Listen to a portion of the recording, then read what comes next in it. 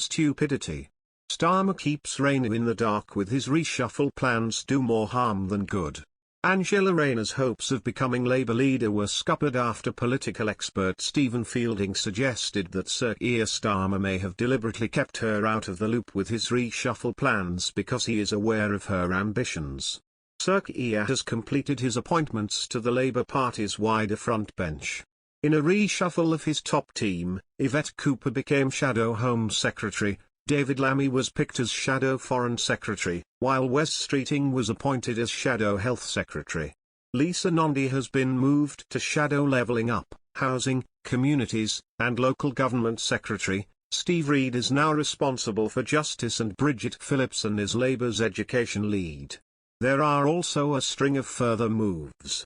They come just a week after Angela Rayner, Labour's deputy leader, was left humiliated after Sir Keir failed to brief her on his plans to reshuffle the front bench. She was delivering a major speech in Westminster when news of the reshuffle broke. Sir Keir was busy carrying out a major revamp of his team, something which Ms Rayner's team later said they had not been informed of. At the speech, Ms Rayner told an audience at an Institute for Government (IFG) event that she didn't know the details of any reshuffle because she was concentrating on the job at hand. Afterwards, she appeared in an interview with Times Radio, continuing to appear clueless about any reshuffle. When asked whether she would expect to be consulted, she replied, "I'm not aware of any plans for a reshuffle, I haven't been consulted, so I don't think there's any focus on that at the moment. I reckon that Keir would tell me first, yeah?" The event is just one in a string of ill relations between Ms Rayner and Sir Keir that has threatened to explode at the top of the Labour Party in the past year. In May, she was sacked by Sir Keir as party chair and national campaign coordinator, with her allies claiming that she had been frozen out of key decisions made by Sir Keir's aides. And, it is no secret that she threw her weight behind Rebecca Long-Bailey's leadership campaign last year. Stephen Fielding, Professor of Political History at the University of Nottingham, suggested that Sir Keir's newest move could be the result of his knowing Ms Rayner's leadership ambitions. He said while there are a few possible explanations behind the incompetence of the reshuffle, he hinted at a wider power struggle at play. Angela Rayner is from the working class, Keir Starmer's from the working class. This is the odd thing, they appear to be very different people, although their social backgrounds are not massively different. But while Starmer went up through the universities, Rayner went up through the trade unions, so they've got different inflections as to what it is to be a member of Labour.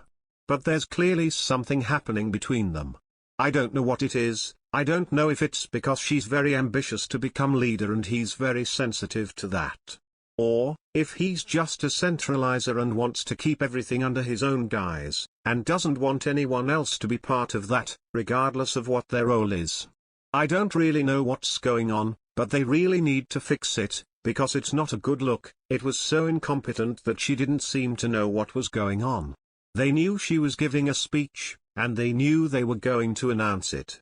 It appears that Ms Rayner was informed of this week's main reshuffle. She announced the various swaps and appointments on her Twitter account on Monday morning.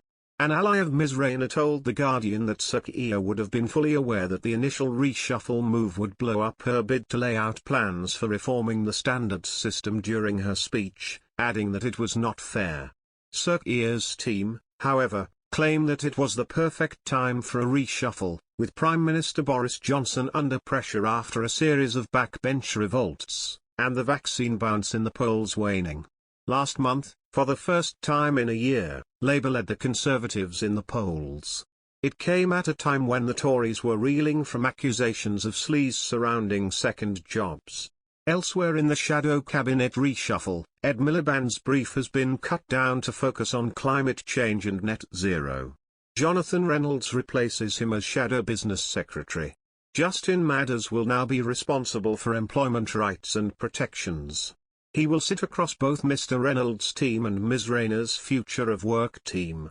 And, among others, Alex Norris, formerly Shadow Health Minister, will now work with Ms Nondy in the Levelling Up team.